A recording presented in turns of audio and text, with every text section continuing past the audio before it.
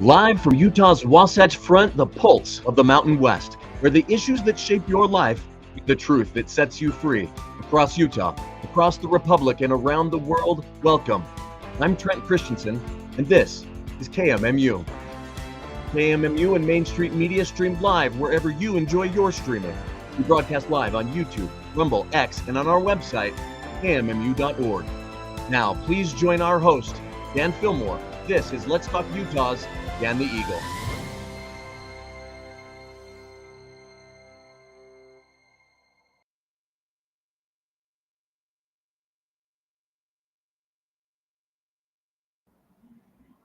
Welcome back, everybody, to another episode of Dan the Eagle. As you can see, again, I'm traveling today. I'm in another great location. Really excited for today's show. If you haven't subscribed and liked this video, please go ahead and do so. You can do it on my personal YouTube channel, Dan the Eagle _76, or you can like and subscribe to KMMU anywhere you find your podcasts, X, Rumble, YouTube, Facebook. Today we have an awesome guest. Her name is Holly Rabanne. She is a wife and mother of two. She served as Tooele County GOP chair and has served in many other functions for the state and in the West Valley's Honorary Colonels Organization and the Jim Cronie's FOP Auxiliary. She also co-hosts a political podcast similar to mine called Political Head Trauma. And today we're going to talk about the caucus system and some other interesting topics. So without further ado, I am going to grab Holly. We're going to come right on in. Hi, Holly. Welcome to the show. Hi, Dan. Thank you for having me today. I'm honored to be invited. Yeah, you are so welcome. So it's Holly Crowley Rabanne. Yes. Okay. A lot of people in the audience are going to see that last name and be confused on how to pronounce it. So everybody. I always complicate things with it, and I don't judge if people can't say it. My husband's Italian and German, so. Oh wow, little mix of culture. Well. Yeah. Let's just dive right in. Holly, thanks again for coming on the show. You have your own show, and so it's fun to be able to have another podcaster on, and hopefully I can jump onto your show sometime. What Absolutely. Do you say? I would love it. We would love it. My partner Jared and I do Political Head Trauma, where if Head Trauma had a podcast, it'd sound something like this. That's our slogan. And it's funny. We talk about everything under the sun. My partner's not a Republican. He's more of a anarchist. Wow. We're absolute opposites, but it just works. It's a lot of fun. That is very interesting. How did you two meet and come up with the idea of an anarchist and a Republican to make a show together? Well, he and another friend had a podcast called Tooele Happy Hour because we live out here in Tooele County. Yeah. And they would talk about everything from Bitcoin to politics to everything. And they invited me on their show. Mm-hmm. And their partner, David Weiss, he ended up moving away. And so Jared reached out to me because I'd been a guest before and said, hey, do you want to do this? A week into the show, we find out we're cousins. And that was what? Yeah, it was crazy.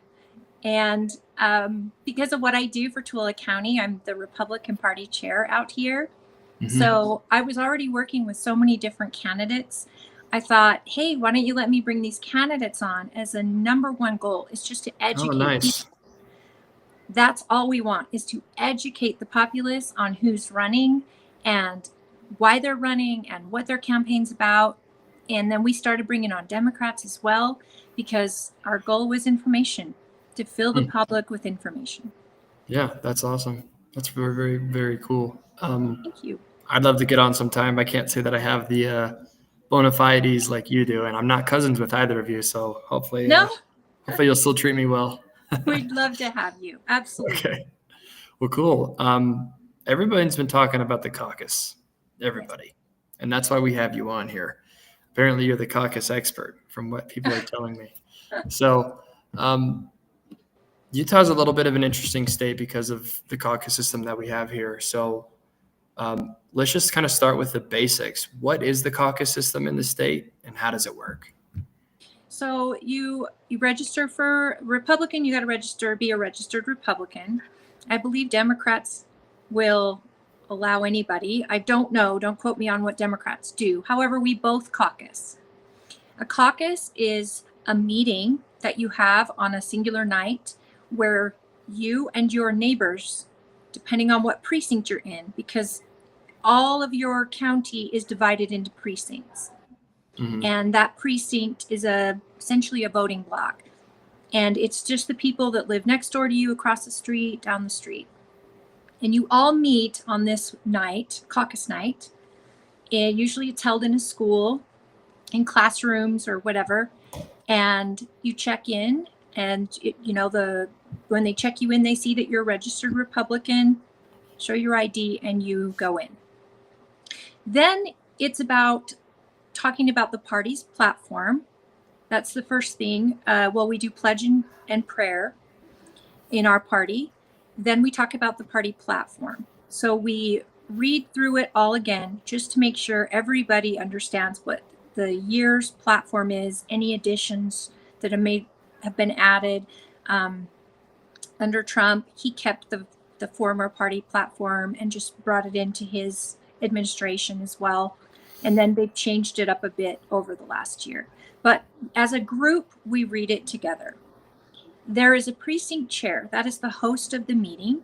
And if the precinct doesn't already have that person selected, someone will agree to host the meeting. Is that who you are? Are you a precinct chair? No, I'm not a precinct chair. I'm the party chair of all of the county. Okay. So I'm voted. So that's a little further above. Yes, I Okay. run the Republican Party with a team of mine here in the county. But my first experience with caucus was an Obama election, and I wanted to get involved, so I went to my caucus. Okay. I also, when you're there, you talk about the issues. If candidates have filed, you can discuss candidates. Let's say you're a big fan of Spencer Cox as governor, and you decide to say, you know what, I'm really proud of what the governor is doing in this state. Our state is doing this, this, and this. I think that's because of a great governor and great legislature. I like this senator, this representative. I don't want to break it. It's not broken. Let's not fix it. Let's do this. Then another person says, well, I'm unhappy with the governor. I'm unhappy with our legislature. And a discussion ensues, hopefully respectfully.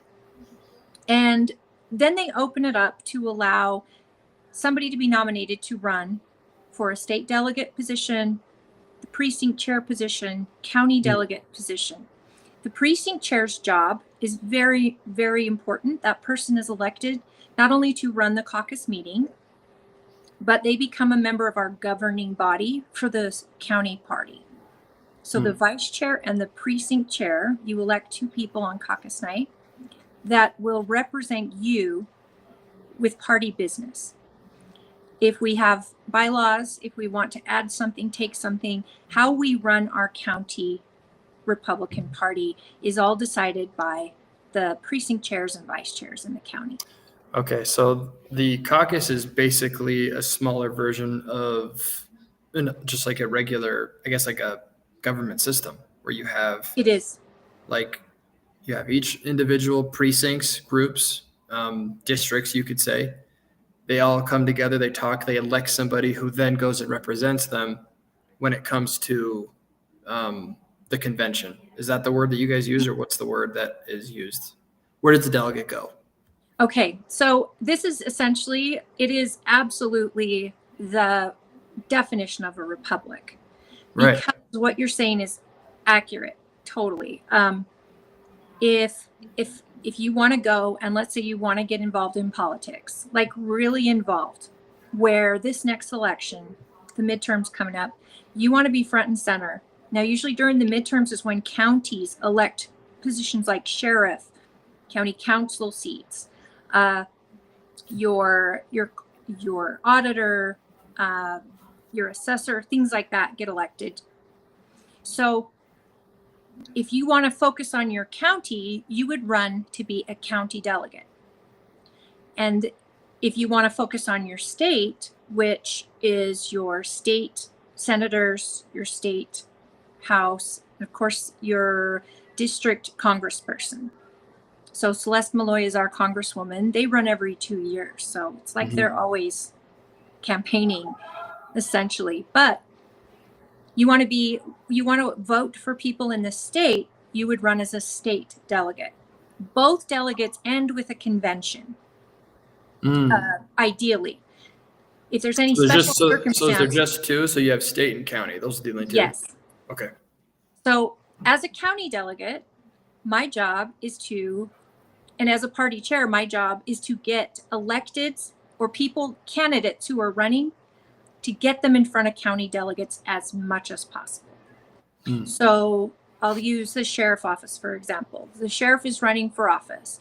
My job is to get him in front of as many county delegates as I can, so he can talk about the campaign, and he's an incumbent, so talk about what's going on in the county, what he's done.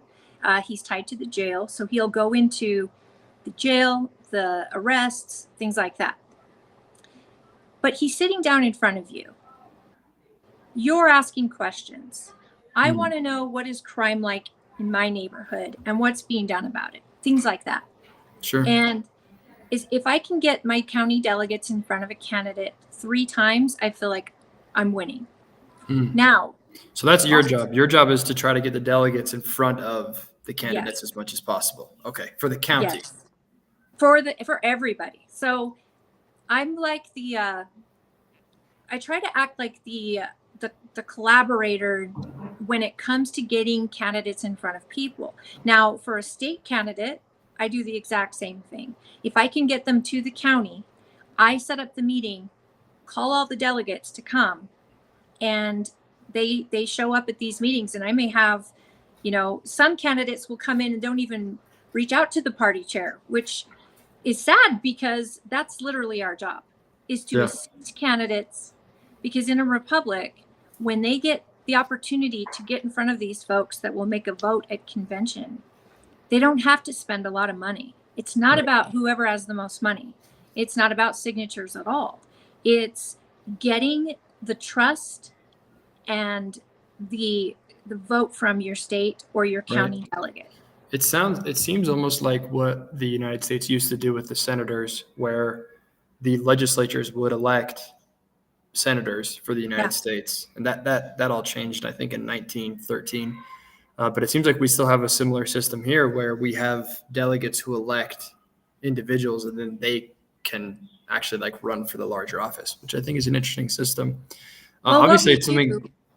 I'm sorry. Go ahead. What we do, and I am a state delegate, and so what I do, I take off my chair hat when I go to meetings with candidates, because I don't want to undue influence any of my state delegates. So I just listen. I usually set the meetings up with the candidate, and then I just write notes. Now, what my job as a delegate is to make absolutely sure that I am giving all that I've learned to my precinct members. So when they elect me, I make them the promise. And what I've done is created a Facebook page for my precinct. And I also post a ton on that page after every meeting I have with a candidate. Here's what I learned. Here's what he said or she said about this, this, and this. These are topics that are important. Please let me know your thoughts on my report. Now, this I'm finding why Caucus is starting to is not, it's kind of disconnecting from society, is we have delegates not doing this. And I don't think it's on purpose, but I think it's well, they elected me, they trust me, I'll make a decision. I actually want to get into that more. Tell me a little bit about because I think there's a lot of people in the audience who don't even know what a caucus is. They wouldn't know even where to start. So talk to us a little bit about why is it important to actually start to attend a caucus meeting? Well, it's once a year, every 2 years, actually, once every 2 years. The state party will put out announcements. They've even purchased advertising. The counties all should advertise. And then you'll start seeing signs up around your home that say caucus night. It'll give you the date, and it'll also tell you the location. VoteUtah.gov is where they start to give you information as well for people who want to know, what precinct am I in?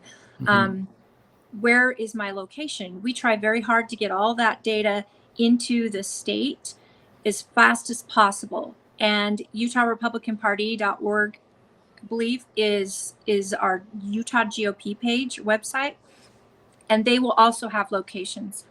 So the importance of it is this. This is a way better opportunity to get good candidates on the ballot. People that aren't maybe funded well, but people who, like you and I, who understand issues, who search or seek to understand. They are living, business owners or teachers or people that are or police officers in a niche market where they understand that the state is failing here or the country is failing here. And they, because of their experience, they think they can add to and make it better. Now, a lot of campaigns are very expensive. What Caucus allows for them to do is to focus on, for example, Utah state delegates. There's 4,000 of them. They have to focus on 4,000 people versus 3 million. Right. So it really shrinks it down. And if it's a congressional seat, we have 4 districts. So it even shrinks it down even more. So they're only focused on, like Celeste Malloy, she's on District 2. So as our congresswoman in DC, she's focusing on our state delegates that are, only in District 2, which makes it even smaller a group for her to focus her attention on and her financial backing or whatever. I keep bringing up Celeste because she's done caucus convention only. She hasn't got signatures or anything like that. Neither did her predecessor before her. But that's why it's important, is because this is your voice. This is your neighbor and someone who's living in the same situation you are, in the same neighborhood and county and state. And the issues that affect me in Tooele County are different than the issues that affect someone in Heber or Park City. Sure. So you want that focus of your direct environment represented. Right. So about that, sounds like you've been to a lot of these. You said that your first time ever going was like the first kind of political step that you took, and then from there you've just jumped on up. Tell us a little bit about that experience. Well, I thank you for asking. I knew that Obama was a socialist, if not communist leaning, and it had nothing to do with his race, nothing. I had read his book. I thought, who is this guy? He came out of nowhere. When Oprah's telling me to vote for him, it just felt really, really wrong in my gut. And not to say that Romney was ideal, but at the time, Romney was better than Obama. Right. Well, I was 8 months pregnant with my daughter. So I ran to be a state delegate. And actually, we had a very, very well-attended caucus night. In fact, we probably had 70 plus people in a classroom. There was a lot of standing. It was a big year. Presidential years are always very big. And that's one of your caucuses will fall during a presidential year. So with 7 rounds of voting, I finally got one of the delegate seats. And it was right after that candidates will start bombarding you with emails, phone calls, because their whole job is to get in front of you. Right. And then I started to set up, as a state delegate, I started personally to set up meetings where I could meet these candidates, and they showed up because they wanted to get their message out. And I did research. I did a full report on everybody. The only thing I was told when I ran was that my precinct, a majority of them, because we polled it, wanted me to vote for Orrin Hatch. And this was supposed to be Orrin Hatch's last run. And he was running against Dan Lillianquist. And so when I went to meet, I agreed with them that I would vote for Orrin Hatch if that's what they think. But I also wanted to meet with Dan, and I wanted to give a full report on what I thought, because maybe I could convince them otherwise, but maybe not. But that's my job. Well, when I met with Dan Lillianquist, I was in a room with 50 people, and I'm very pregnant, so I have no filter. And I called him out because of the way they changed the retirement system for law enforcement. That was really it was really hard because my family is law enforcement, and it really affected their ability to retire and not go back into another field of law enforcement. They had to wait a year. And he looked at me and he said, we had to do it or we'd be bankrupt. We could not fund these retirements. Promises that were made to these law enforcement officers, firemen, teachers, they are not possible. We can't keep that promise unless we revise the system. Well, I took that to heart because that's the last people you want to cut in government. Right. So, I mean, arguably, they're the only people in government who really do anything. Right. And a lot of what they do is based on the promise of their retirement because they don't make money like they should. They're underpaid, but they're supposed to be able to retire after 20 years and collect 90% of that retirement. And if they get in young, they can retire at 40, 42, and then start a whole new career. And then they get the option of double dipping, which is a promise that they were made when they started, but here they're about to retire. And it's like, sorry, you can't do that. And I mean, when I was applying to law enforcement, it was $26,000 a year is what they made. And I thought, yeah, no, I can't. No, thanks. Not to put your life on the line. But some people have it in their bones. It's in their veins. That nothing you could do to talk them out of it. And once they get in, they realize I just got to do 20 years. Then I can start a new career and I've got this backing me. I get to keep that retirement coming in and I'll have a dual income. Well, that got changed. Now I understand because Dan Lillianquist walked everyone in the room through it. And apparently it was a question no one would dare bring up around him because it was such a huge issue. He'd made a lot of enemies because of that. Right. But I gave him an opportunity to explain it. And when he did, it made sense. We don't think about the how are we going to pay for it. We just know it needs to be paid for. Right. And so it opened my eyes a lot. And so I sent that report to my precinct members, and the overall return was we still want one more year with Orrin Hatch. Or one more time. It was another 6 years with Orrin Hatch.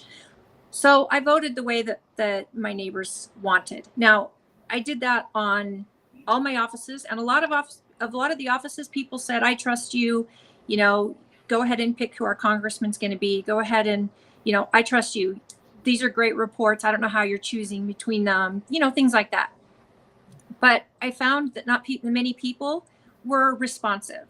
Out of all my precinct members, I probably got 10 responses, and it's the same even now. So walking door to door is something that I think is really, really important. And state delegates don't do this on the norm, but I think we need to add it. We need to add it. Tell us a little bit about that specific thing. I think what you said is really interesting about how there's only 10 people really who are responsive. Tell us about how much influence one person in a community could have. I'm living proof of it. Like you said, I started out as a delegate and I became a state delegate. I loved it.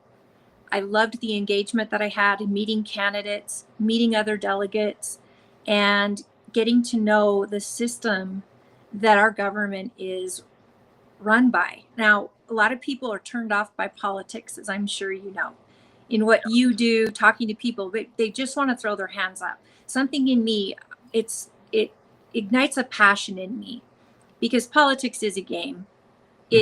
And sometimes it's a liar's game. So it's a power game. Yes. And we say absolute power corrupts absolutely. Well, I am a part of a group that teaches a Patriot camp.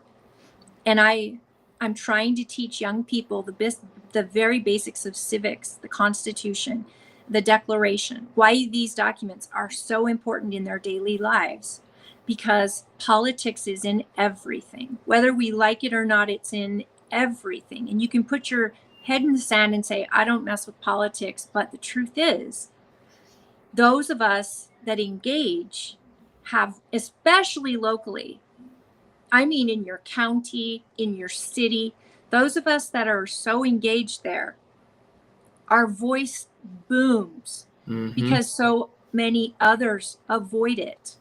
Right. So a meeting that should have on behalf of the whole community and 10 people show up, well, those 10 people are the loudest people in the room. And if something is not right, those 10 people are going to make noise. And then I did state delegate for a couple of years. Then I was asked to be a campaign manager for a local commission race. And I got to see the other side of that coin, working for a candidate. And that's when I was like, wait a minute, this is hard. Candidates have a hard time getting the state delegate data, county delegate data. They need it quickly because they've got to get in touch with all these people in a short time frame, roughly 5 to 6 weeks between caucus and convention. And when you're trying to get in touch with all these people and make sure they've heard from you, or they've seen you, or they've met you, and now that we have a digital age and Zoom and all that, we've got more opportunities. But when I was running a campaign, I knew my candidate was having to pay to get a list for registered voters. And that's really tough because it's a huge list, but it's put together by the county and then the state. So that list is important because when you're knocking on doors, you don't want to knock on a Democrat's door and upset them. Right. And you don't want to waste time. You want to talk to people who believe in your values, share your principles and the platform that you are running under. So I think the question that all of us have is, when is the next caucus? Because I think everyone that's listening wants to go. I hope they do. Now, the caucus date is, I think we're going to vote on it next month. It's usually in March. Last caucus, we did it the same day as Super Tuesday. We did our presidential primary at caucus night, and we participated in Super Tuesday. And so it was the first time, I believe, in a long time before that Utah's participated in Super Tuesday. And that's in June, correct? No, that's in March usually. Oh, okay. That is usually, when a presidential campaign begins, they do a Super Tuesday where battleground states will come out and vote and decide who they're going to name as their Republican ticket. Well, I knew that like Iowa and New Hampshire did some, or like South Carolina had like a specific date. Is that always like the first Tuesday in March? I believe so. So. This last time was our first time that, in my experience, that we participated on Super Tuesday. It had a lot of pros and a lot of cons. We had a lot of Republicans that were angry because they weren't able to attend caucus night and felt like they didn't get to vote for the primary candidate, which Donald Trump won Utah that night. But as a state, I'm on the state central committee, which is the governing body of our party at the state level. And we wanted to make sure that people who couldn't be there could still send their ballot with their precinct chair to be counted. It had to be sealed, had to have a copy, just a copy of their driver's license, like a photocopy, and their ballot. And then they could include any persons they may want elected as a precinct chair or a delegate, county or state.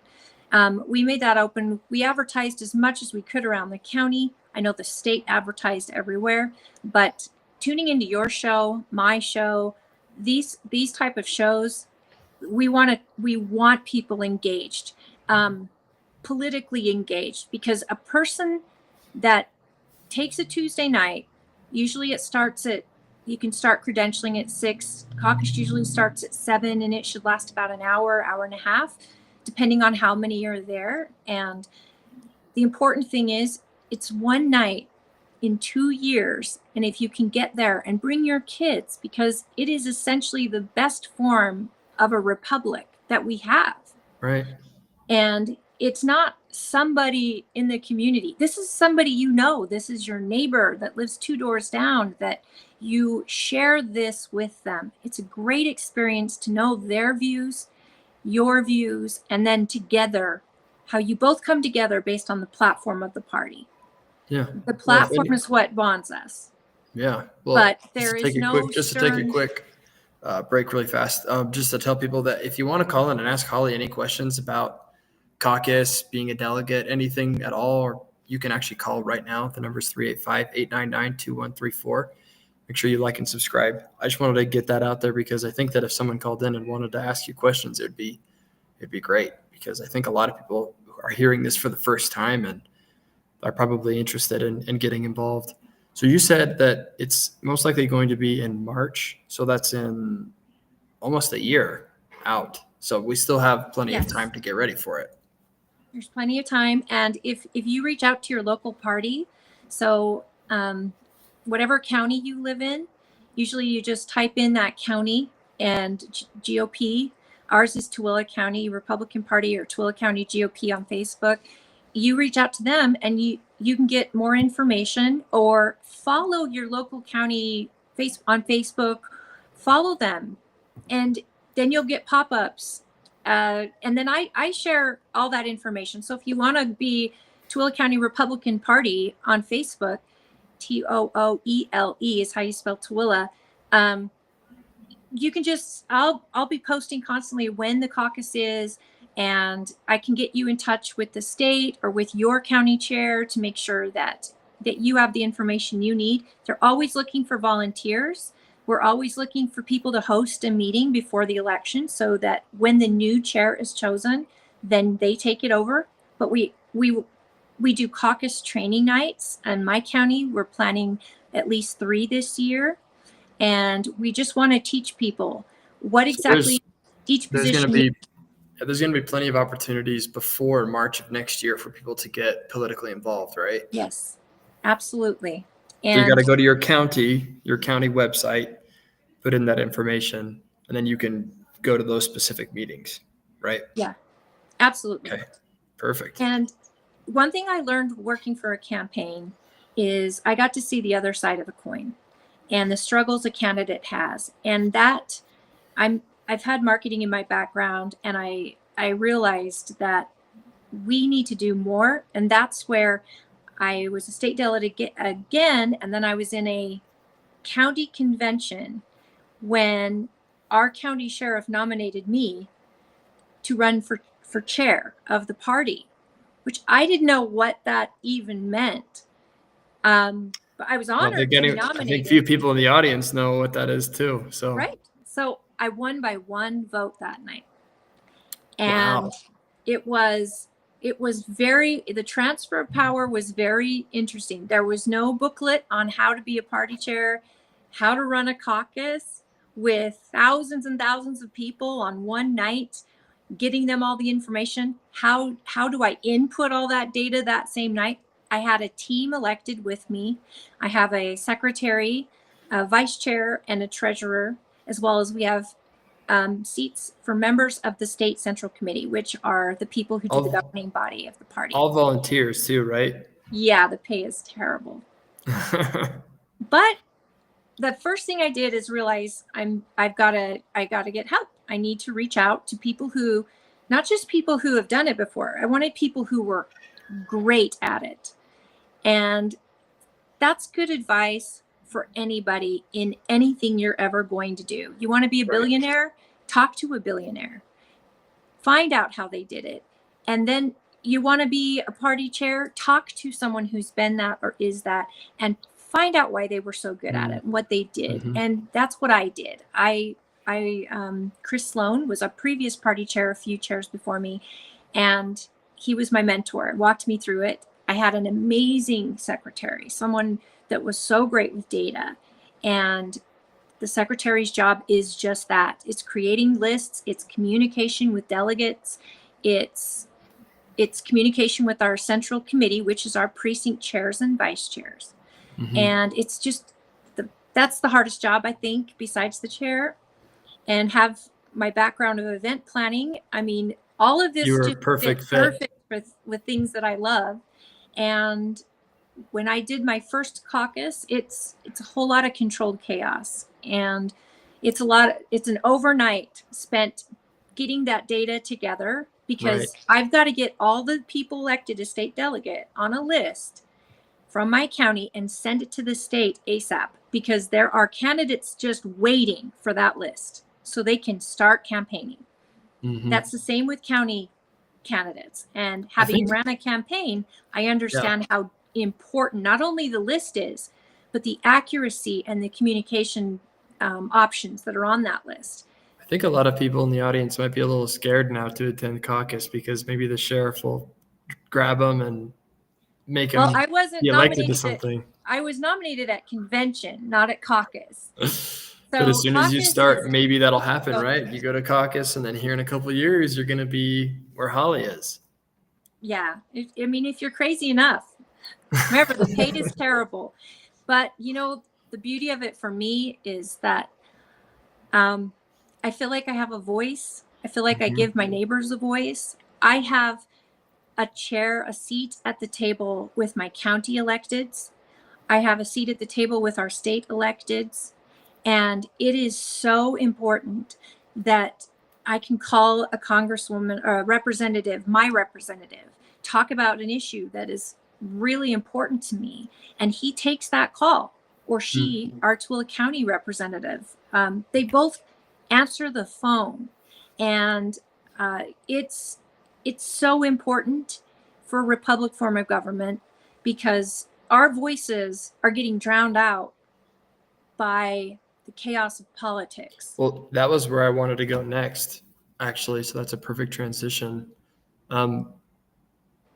It seems like our country and our state is kind of just being controlled and pushed into a direction that none of us really want.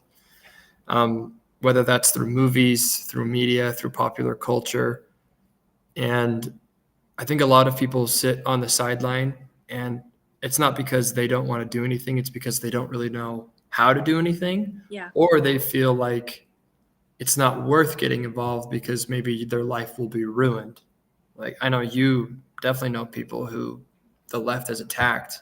Yeah. And I know people who have, lost their jobs and had to have their lives kind of totally rechanged because they went against the woke mob, you could say.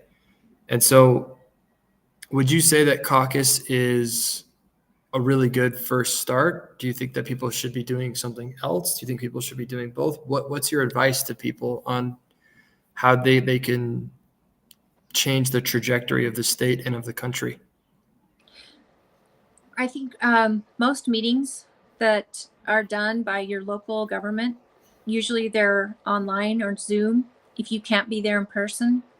I think understanding your local government and why they're making decisions they're making, the money they're spending, their budgets, things like that, there's all learned going to a county council meeting for me, for example, where my county council is sitting down looking at their budget. They're going over everything under the sun that affects me and my community the most. People are getting overwhelmed with news, and it's usually bad news. So I don't watch local news. I don't watch national news. I listen to podcasts. People like you and me, people that have information, that try to share information without just one side on that agenda, so that you're actually getting information. Whether you're a Republican or a Democrat, you can caucus in Utah. Not every state does that. It's not normal. It's a dying thing. And I think it makes Utah exceptional. And there are people. Tell us more about, what do you mean that a Democrat and a Republican can both caucus? Is that in the same thing, or does it have to be kind of separate? It's the same night. It's the same night. And the Democrat Party does caucus in Utah. But where I have to secure 40 schools for mine, they secure one. Because we've turned totally red in my county, and I've been able to preserve all red seats. But in other places like Summit County, they're all blue.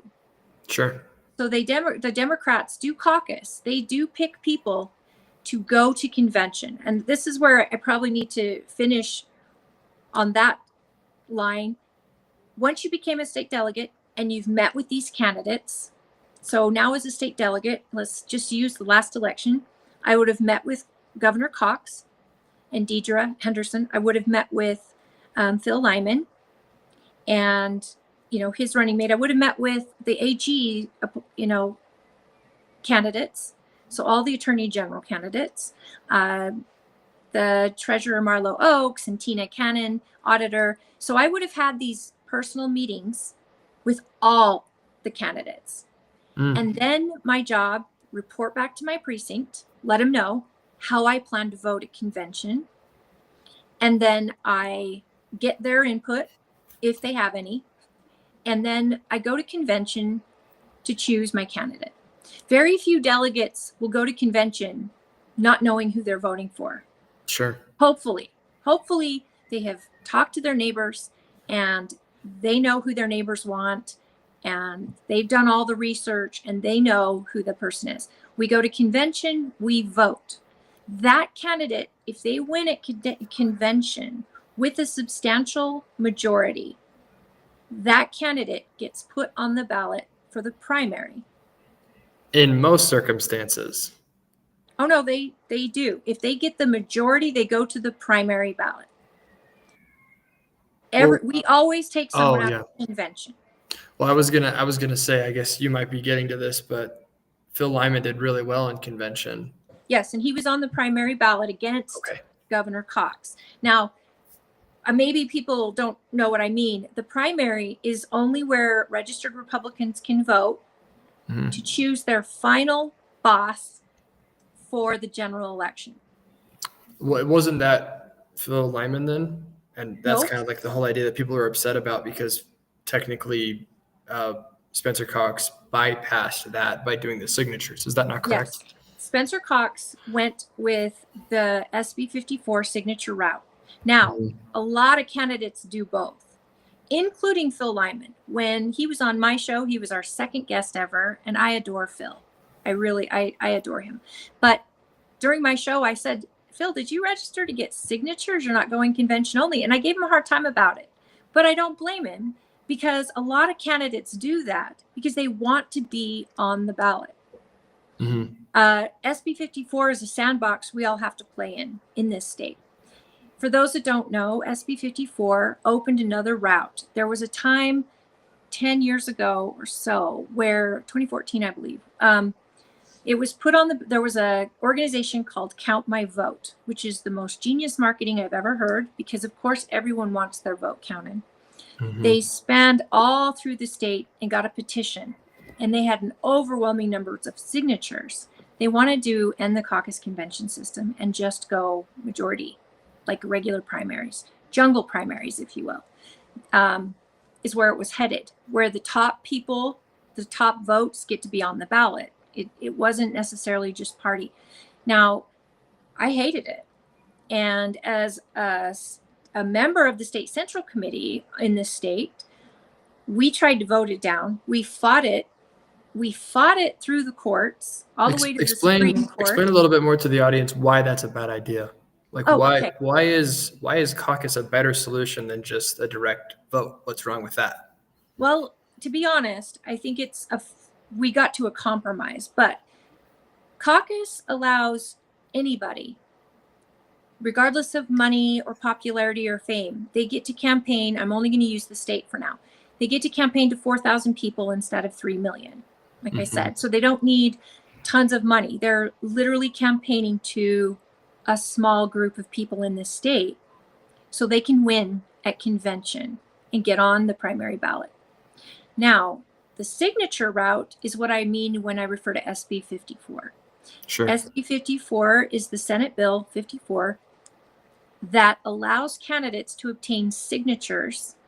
Now, I don't want to discount this because if it's done the way they proposed, it means these candidates, my county candidates, for example, have to get 350 signatures. Now, for someone to sign a petition for someone to be on the ballot, They have to show they're a registered Republican. They can only sign once. They have to show ID. And whoever hands them that petition must be the one to witness that signature. That's how it was supposed to work.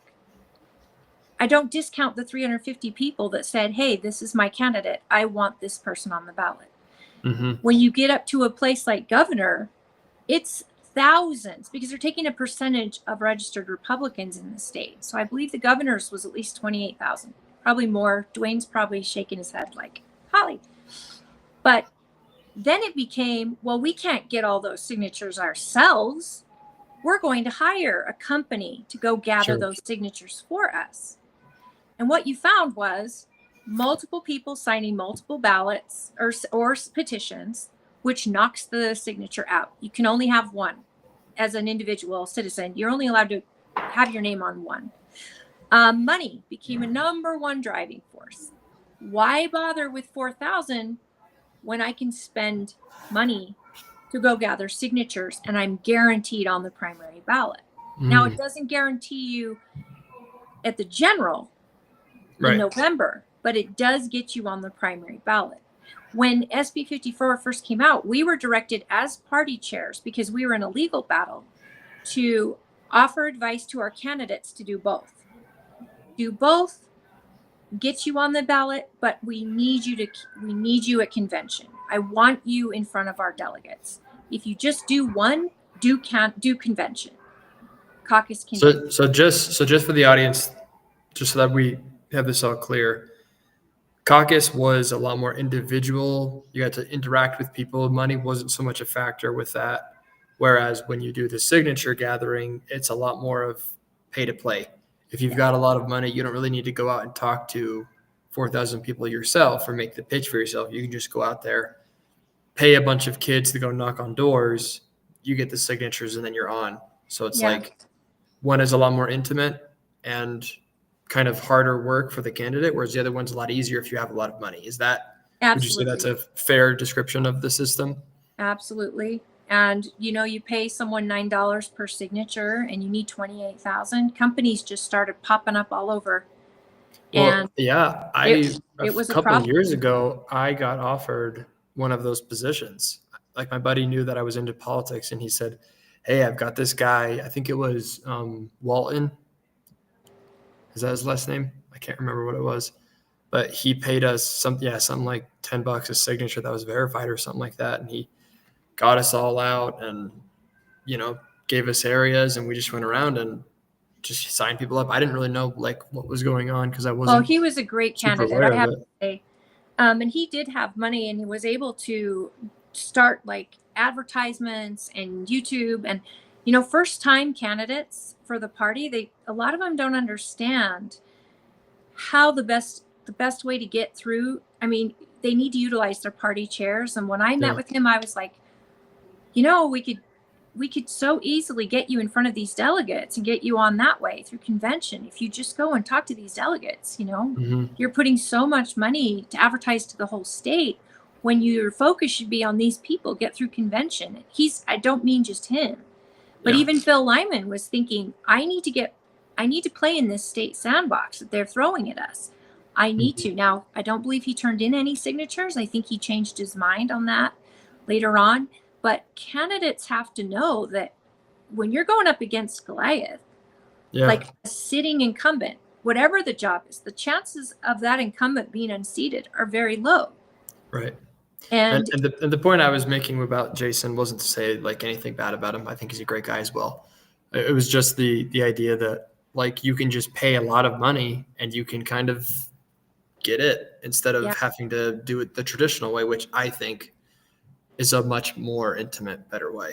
So. You're right. You're so right. And Jason did do all the conventions and made a ton of phone calls and all of that. He was doing both. And I think if we could rewind time, I would have sat with him prior and say, listen, let's just put your resources and your time into these 4,000 people. And then you can save it for when you win at convention, then you can go on to put your resources towards the general. It's not easy, especially a race like that had so many people in it. Right. That was a lot of candidates. It was massive. Tell me a little bit about like efforts, in your opinion, that would be successful? Well, let me just ask you this first. Would you support efforts to get rid of SB 54? I have for the last 10 years. I've been fighting. Okay, so it. you're all pro getting rid of it. But So let me preface that by saying, sure. I still have fresh memories of fighting this all the way to the Supreme Court, and we lost. We lost, and the party was near bankrupt. And the problem with having a bankrupt party over principles, over your values, Right, is that candidates will no longer utilize the party. Candidates go to the donors themselves. Donors no longer go through the party and say, hey, this is what I believe. I like your platform. I'm going to throw money into the party and invest in the party. Then the party can distribute those funds to the candidates in need, in lower level races, not just the governor, not just Senate, but you could have these really do or die fights in our legislature, in our representatives in Senate. And we need to win those seats just as badly as we need to win state seats. So to follow up with that, then obviously you don't want us to go broke, but I don't think this is a sustainable system. And I think a lot of the audience would agree with that. I think that the pay to play is really unfortunate. So are there any efforts right now to try to kind of reverse SB 54? Are there any that you would want to propose yourself? Yeah. And here's what I've done in my county. In my county, if a candidate wins 60% at my convention, as I no longer have to stay neutral.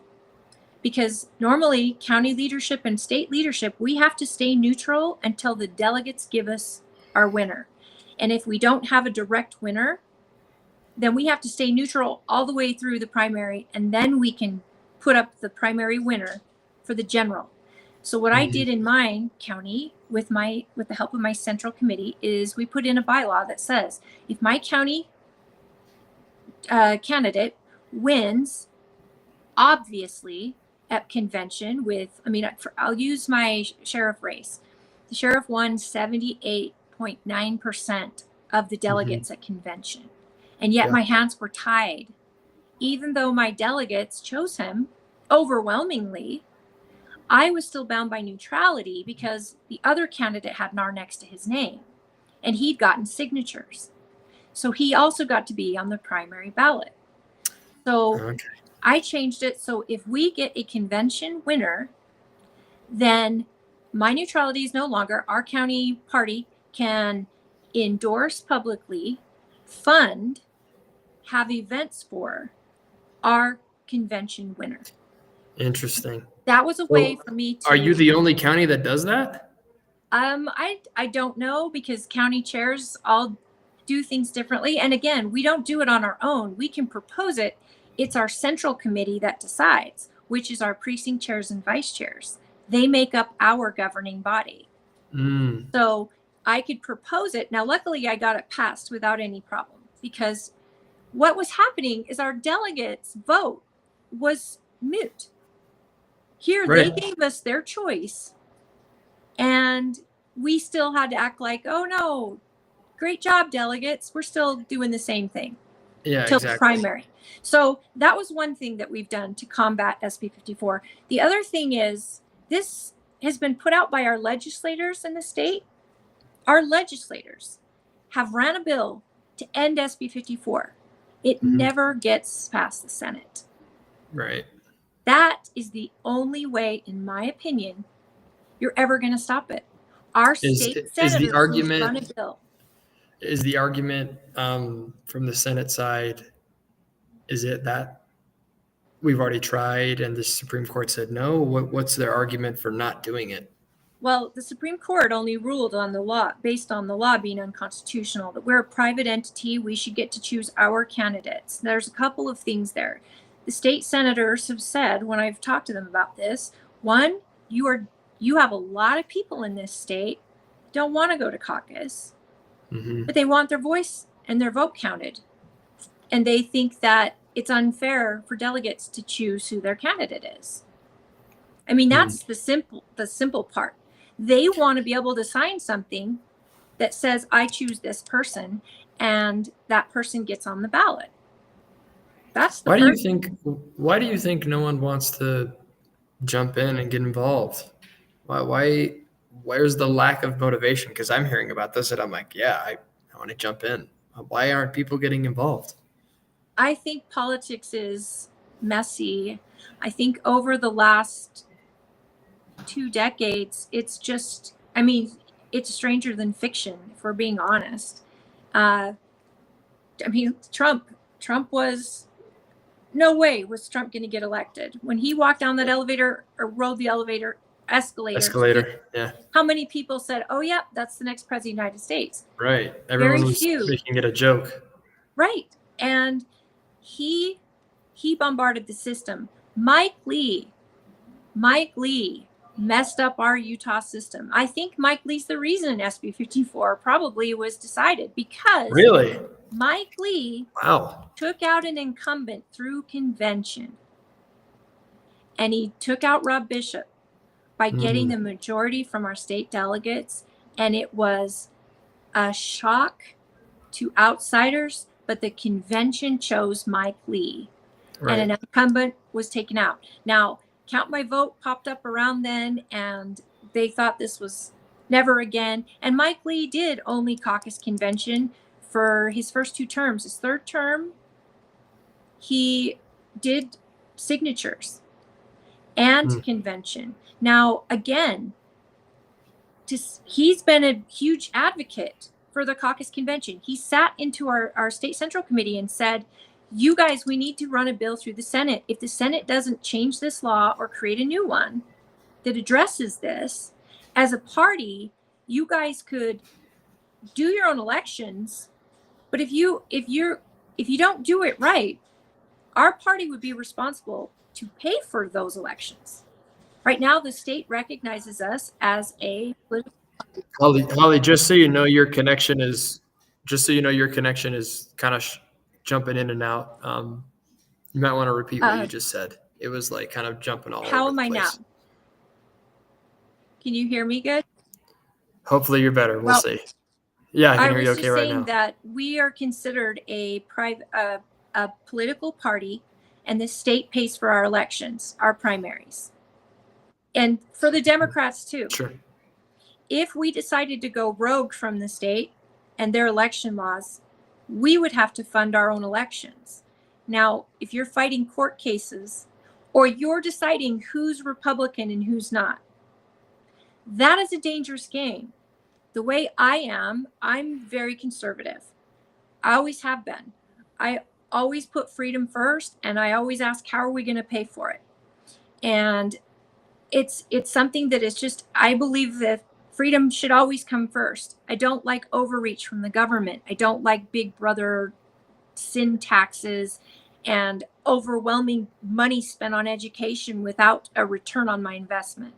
So it feels like there's a lot of insanity. They do the same thing over and over and expect a different result. And a lot of this stuff. So I always tend to err on the side of, well, I'd rather the parents choose first or whatever it is. With that in mind, somebody like Mitt Romney, who believes that, the state is in need of a certain power or control, and people call him a rhino, he's still a Republican. The platform is still what he believes in. And when you start deciding who's Republican enough and who isn't, we've got a big problem. Because Republicans are different. We're all different, and we don't fall in line like Democrats. We're free thinkers. We believe in our platform, but we can go all different areas after that. Governor Cox and Phil Lyman, both are Republicans. I mean, I've known Spencer Cox for years. I know he believes in our party platform. He believes in bettering our state, bettering our education. He, just like Phil Lyman, he wants to fight for Utah. He believes in the values that Utah families bring and freedom. They have their common ground. How they execute may be different. But for me to say that Spencer Cox isn't a Republican would be, well, that would be ignorance.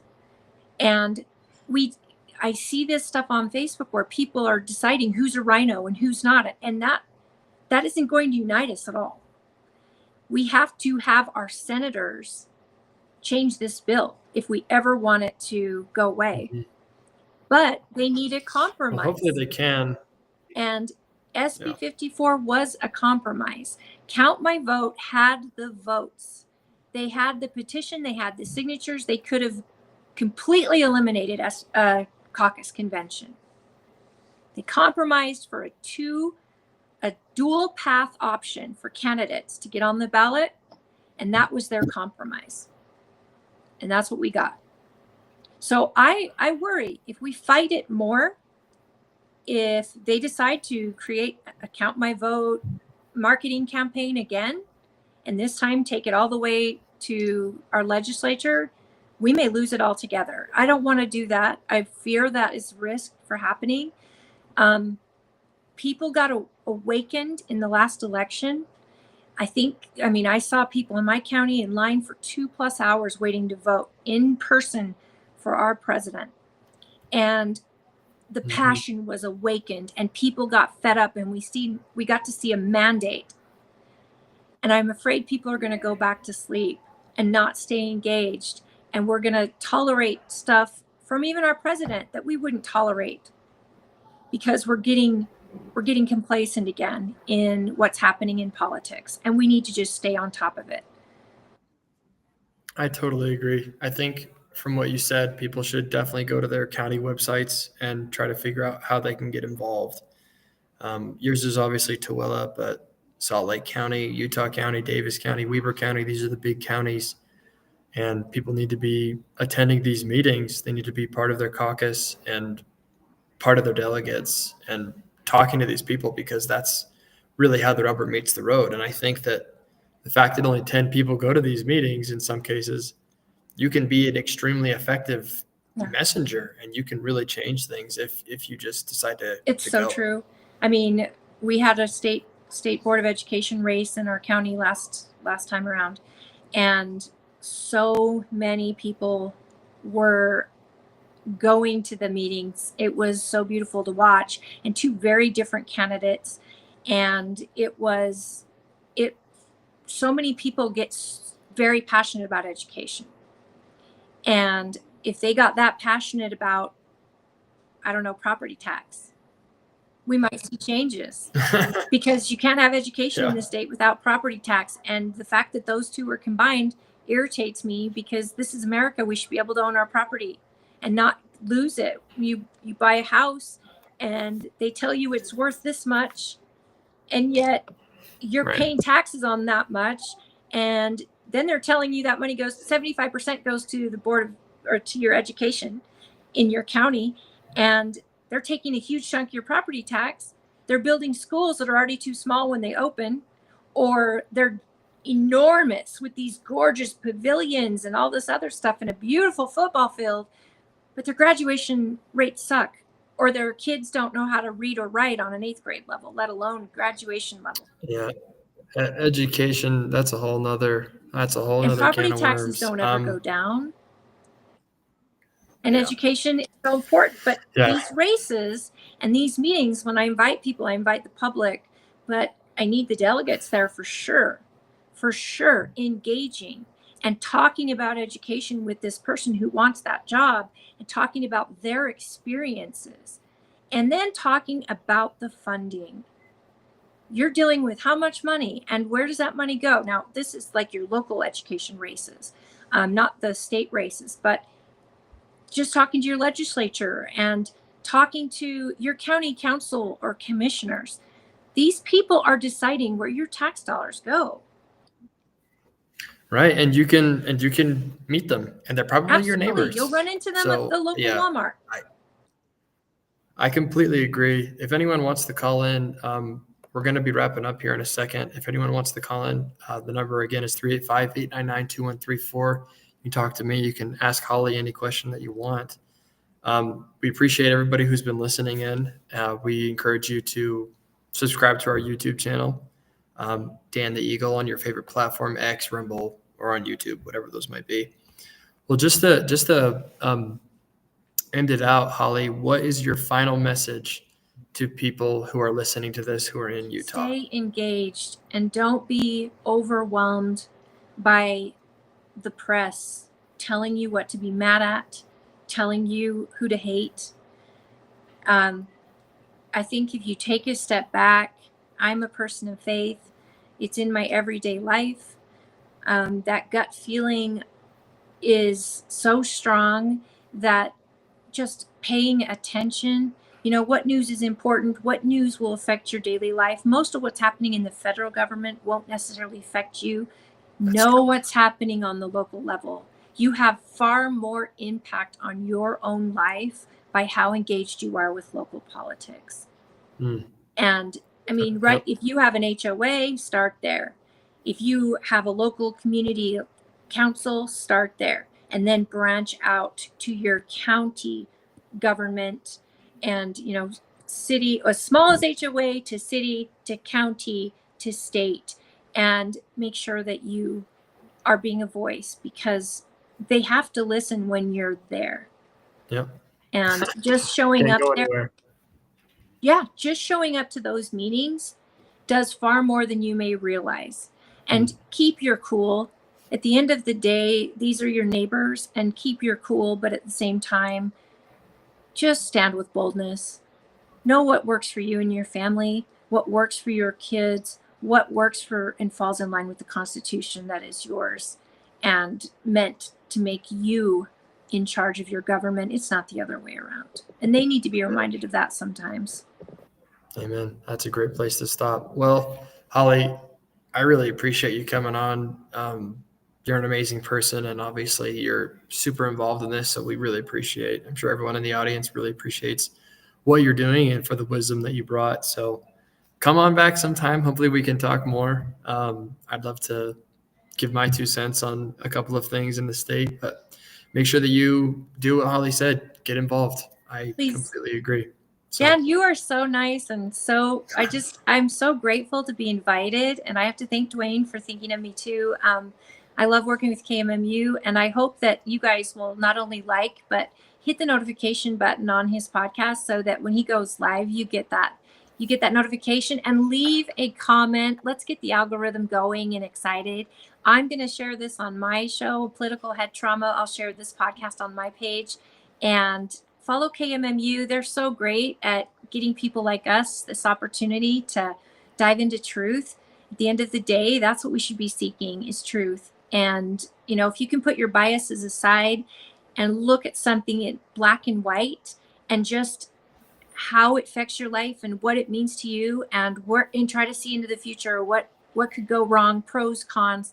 I think that we need to get back in trusting ourselves, because we have a government telling us how stupid we are and how they've gotten away with it for so long. Let's keep going with the 2025 mandate or 2024 election mandate, and make sure we're demanding everything, Trump's promises and the changes that we expect from our Senate and our Congress, and hopefully our state. Yeah, well said. I hope to have you on in my show, and I really appreciate this opportunity to meet your guests and your fans, and it's such an honor. Awesome. Thanks, Holly. We really appreciate it. Thank you, sir.